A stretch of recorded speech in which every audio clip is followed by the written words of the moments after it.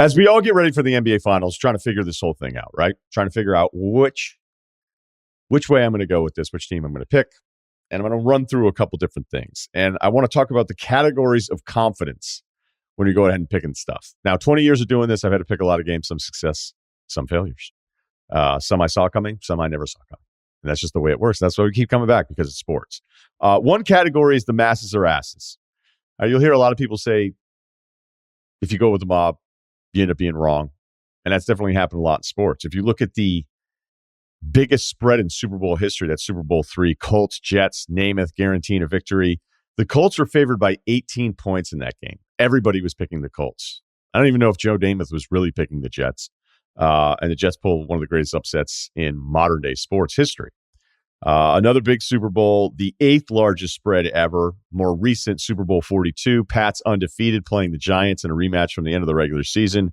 The Giants end up winning that one. I was working at ESPN at the time, so I think I had a good sense. I don't remember anybody picking the Giants. You may have a friend from Yonkers that always saw it coming, who also summers in Newark, who is a lifelong Giants fan that never gave up hope. I'm not super interested in that guy's predictions, all right? So when that was happening and New England loses that game, the one indicator that maybe we should have had in hindsight, but it is playing the results, is that because the Giants had played them so closely at the end of the regular season, that had a lot of value if they were going to match up again in the Super Bowl. So New England, who's still that team, I would argue, is one of the great football teams of all time. You're just not allowed to do it because they ended up losing the Super Bowl and they lost as a 12.5-point favorite. Sometimes the masses are right. Because you can't sit there and say, wait a minute, does that mean every time there's this thing what everybody thinks is going to happen, it never happens? Well, no, it has to happen enough for us to believe in it happening again. And the Chicago Bulls are probably the best example of that, at least in my run of paying attention to sports. I mean, even Alabama's lost games. The Chicago Bulls in their 6 finals, by the way, they were favored in all 6. They were minus 200 for the series against the Lakers, minus 250 against Portland, minus 240 against Phoenix.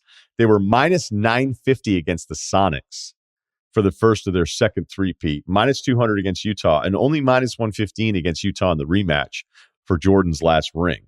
The Bulls were actually dogs in games 1, 2, and 6 for that series. So, like we said, there's plenty of times where the public is just wrong collectively, but there are also times too, which you don't have a lot of people after everybody picks something to happen and then it happens. You don't have a lot of people being like, hey, credit to everyone on this one. Really good job. Everyone got this right. I don't hear those segments a lot. I have personal clarity history, as I'm sure you do, where you're just seeing things a certain way. And maybe it's a favorite, maybe it's a dog. Probably my most famous one is 7 years ago with the Warriors, when they were down 2-1 against Memphis, and everybody wanted. It felt like a lot of the former players. It was new. People didn't want to believe in the Warriors. They, for some reason, didn't think they played any defense because they just didn't, want to look it up that they played well defensively. And I said, print the shirts. We printed shirts. The Warriors ended up winning a title, which, some people look back and say Cleveland would have won it if they had their guys that are healthy. I'm not going to tell anybody that they were wrong about that, but Steph gets his first ring and many shirts were printed. But I cannot emphasize this enough. Being around former NBA players that we had, when I said print the shirts, Chauncey Billups was in the studio with us because Chauncey was like, they're getting into these guys. There was just this idea that if you got physical, pick them up full court, you were going to solve this Golden State riddle. And that didn't really happen because I felt like they had figured something out in that series. Another one, because I'll just never forget, because I don't usually, I'm usually not this dismissive of an opponent, but it was college football, January 1st, New Year's Day Bowls, the whole deal. I decided to fill in for Mike and Mike that morning just because whatever. I wasn't doing anything. I was in Connecticut and I like college football. And they were like, will you host like a college football kind of whole deal on Mike and Mike that day? I was like, yeah, no problem. So we were running through the New Year's Bowls. I think it was Brad Edwards and Trevor Maddich with me, who were my game day co-host for college football for radio. And we were going over the different bowls, and I just remember the Outback Bowl. Yes, Tennessee was an 8.5-point favorite. They were number 23 in the country going up against number 13 Northwestern. And I said, if Tennessee doesn't beat Northwestern, then I literally know nothing about college football because I'd watched enough of the games over the course of the years. Like I just can't fathom this Northwestern roster beating Tennessee's roster despite the rankings. And obviously Vegas felt the same way, and it was a bloodbath. It was 45-6. There's also personal cloudiness, right? Where you are watching all the games. You think you have it figured out, right?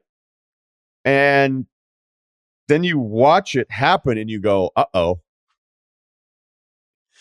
this isn't going to work out at all. A couple of my favorites, and I have plenty to pick from. The 2009 Eastern Conference Finals, Cavs, Magic, right? We're looking at a situation where LeBron is going to face off with Kobe. I remember running into Bill Simmons on ESPN's campus long time ago. And I was asking, hey, are you doing any of the World Cup stuff? He's like, what are you, nuts? It's going to be Kobe LeBron in the NBA Finals. He's like, you would want to miss that? I go, well, I wasn't invited to the World Cup. I'm not saying. And I think that was right around, I don't know, the World Cup 2009 doesn't sound right, but there was something going on where the heavy hitters from ESPN were all going somewhere. And he was like, no, there's no way I'm not going to be here for LeBron, Kobe in the finals. And that's how everyone felt about it. It was just kind of understood, hey, LeBron's going to get there. He's going to get back to the finals 2 years after he had no chance against San Antonio. It's going to be Kobe. This is going to be unbelievable. There was an ad campaign around it. It was already happening.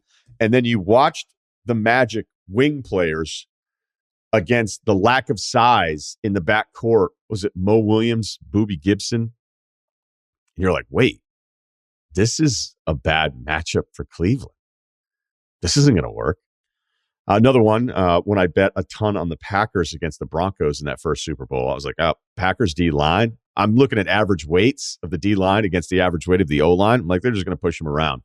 And then you watch the game, and you're like, wait, this is going to work. And then, of course, Kentucky, when they made their run to the final that they lost to UConn, where I was like, you can have that team. I said that on Cowherd's show because I felt like Calipari felt the same exact way about his Kentucky basketball team.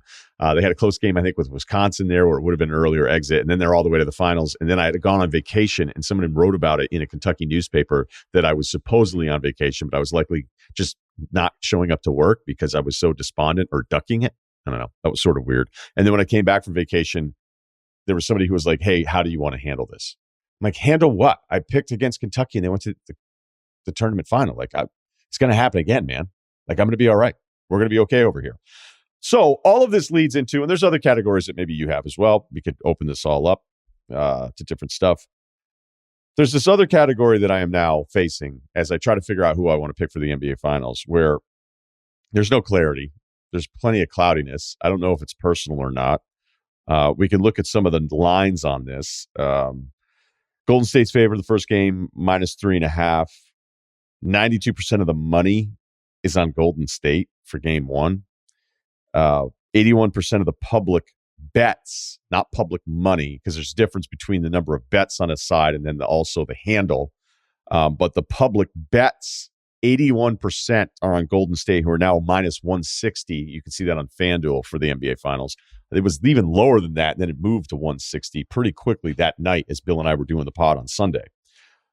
So it seems like a lot of people, even though I don't know that we're talking about this in the basketball sense, but I'm just wondering how many of you have friends that are just going, oh, it's Golden State. They're going to figure this out because they're still having like a 2015 to 19 Golden State hangover when we all realize, those of us that have watched it all, this Golden State team is really, really good, but it's not that team. And that's not an insult to not be that team because that team, especially with Durant, I still think is one of the three best teams we've ever seen in NBA history, and maybe the best. But I don't know how to win that argument. So the public likes Golden State. But the analytics love the Celtics. I did the analytics rant about the Celtics when the stuff first started popping up. I thought it was overwhelming. Not just that the analytics ended up being right about the Celtics, getting them to the finals, but I just never quite understood how they were such heavy favorites in comparison to other teams. I think they were twice as likely to make it than the Phoenix Suns. And it ends up playing out that way. I just didn't understand how it could be projected that way. And at one point, I think Golden State, before we were even into the playoffs, was 8th. They were behind like 6 or 7 other teams. I was like, that seems a little dismissive because I was looking at some of the 538 stuff, and they had like the full roster rating and then the current roster rating. And Golden State's was almost equal when I felt like, I don't know that this is a true reflection of full health Golden State. So 538 has the Celtics. It's been floating around like 80 and 81% projected to win the NBA Finals, which I would say both the public money seems absurd And the projection of 80% seems absurd to me because I think this is a really tough series to figure out. If we want to just look at some of the matchup parts of this, Boston's size options, I feel like that's going to be a really big problem for Golden State. Because if Rob Williams is healthy in the Horford-Grant Williams thing, and hell, they could even throw Tice out there, but I don't think they need to, that's a lot for Golden State to worry about when they really only have Kevon Looney. That's why I was even saying, like, Bielisa might just be out there as a big body to just kind of hang out for 10 minutes a night, just to throw a body at the rim in some way. I also think Smart on Curry is probably something Marcus Smart is looking forward to, because I would say against Butler, Marcus Smart didn't exactly look like Defensive Player of the Year. But it's maybe just a bad matchup for him. And against Curry physically, even though I think this is the best driving Curry has ever done to the basket, that this might just be a little bit easier just from a physical standpoint. I would think that's a pretty safe assumption. On the other side for Golden State, Boston hasn't seen an offense like this that keeps playing the entire time. As overwhelming as Giannis is, you know what's coming. As great as Jimmy Butler was, you knew it was coming, right? These are predictable things where with Golden State, you're never quite sure like where the attack, I shouldn't say never quite sure, but you understand they're attacking you from different angles and they play out the entire possession. It's not facing one guy with the basketball, wondering how you can build a wall against him. And then the turnover part of this. Jason Tatum throughout this run has turned it over 77 times in 18 playoff games. That's 18 more turnovers than anyone else. The number two guy. It's 18 more turnovers than the number two guy in that. I worry about Boston's late offense when teams will sell out, like Golden State will, to shut down Tatum. You would think that Golden State's watching the end of Game 7 against Miami Heat saying, we need to do some more of this stuff, because Boston doesn't seem to have a really good counter when they come off of this. You could say maybe Smart hits a couple of those threes and it doesn't really matter. But that's another part that bakes into me trying to figure out who I like. The final part of this that I think is funny is the has anyone played anybody? Because this is such a new group in the NBA playoffs, at least like non-resume teams collectively, where this group, there wasn't anything necessarily to buy into, and especially that's because Milwaukee without Middleton. So it felt like we were very even at the top for like 6 of these teams, where you could talk yourself into any of these teams maybe winning an NBA championship. But that turns into Golden State only beat Denver, and other than Jokic, they're not very good. Okay. And they beat Memphis, and Ja was missing for the second half. All right, that's fair. And then Dallas, maybe that win against Phoenix was a little fluky. It turns into a college football argument. You do the same thing with the Celtics, right? Brooklyn, sure, but they're a mess. And the Kyrie stuff and Durant trying to do it by himself. Okay, no Middleton, covered it. Miami, I still can't believe that series went 7 games. And part of Game 7, maybe it's a complete over. Maybe it shouldn't matter. I don't care about the collapse, because I think you play to the score and Boston kind of stopped playing. And the next thing you know, they're about to lose the series. It's alarming. Maybe it means everything. Maybe it means nothing. I don't have the answer to that. But it's very college football-ish, because we'll do it all the time in college football, depending on where you're at geographically.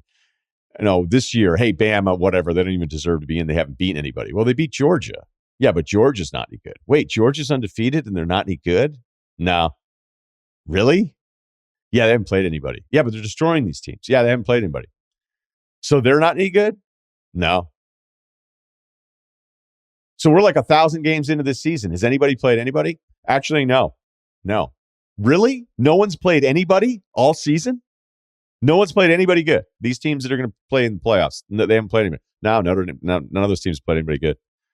Has that happened before? Oh, yeah. Actually, I don't think anybody's played anybody in like 5 or 6 years. So it's fair and it's also unfair when it's really hard, okay? It's still hard to get to the NBA Finals. My pick is Golden State, and I hate it.